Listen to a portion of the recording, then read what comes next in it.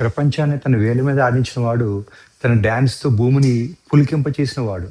'The legend' Michael Jackson. కానీ అతనికి ఒక వింత కోరికుండేది. అదేంటంటే 150 ఏళ్ళు బతకాలని. అవును. చావును ఓడించాలని యుద్ధం ప్రకటించాడు. తన ఇంటి దగ్గరే 24 గంటలు కాపలాగా 12 మంది డాక్టర్లు, శరీరం చెక్కు చెదరకుండా 15 మంది ట్రైనర్లు. అతను తినే తిండి, పీల్చే గాలి అన్ని ల్యాబ్‌లో టెస్ట్ అయ్యాకే లోపలికి వెళ్ళేవి. చివరకు ఏ అవయవం పాడైనా ఇచ్చేందుకు ఆర్గాన్ డోనర్స్ కూడా సిద్ధంగా ఉండేవారు. కానీ ప్రకృతి లెక్కలు వేరుగా ఉన్నాయి. 2009 జూన్ 25 150 ఏళ్ల కల 50 ఏళ్ళకి కుప్పకూలిపోయింది. ఆ డాక్టర్లు, ఆ అత్యాధునిక టెక్నాలజీ, ఆ కోట్లాది రూపాయల ఆస్తి ఏది ఆ మాదక ద్రవ్యాలు తీసుకోవటం వల్ల వచ్చిన గుండెపోటును ఆపలేకపోయింది.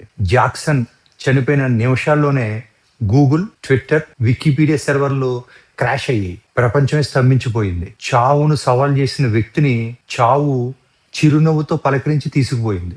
ఇక్కడ మనం ఒక నిజాన్ని ఒప్పుకోవాలి.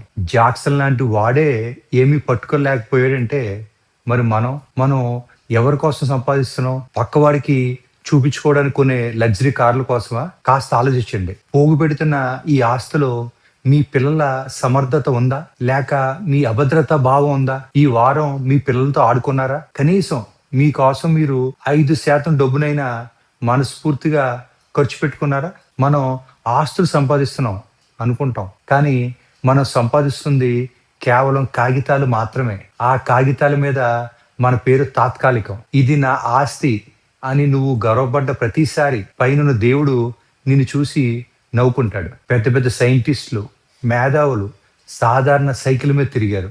గుర్తుంచుకోండి. ఐశ్వర్యవంతుడు అవ్వడం తప్పు కాదు. కానీ కేవలం డబ్బుతోనే ఐశ్వర్యం వస్తుంది అనుకోవడం పెద్ద తప్పు.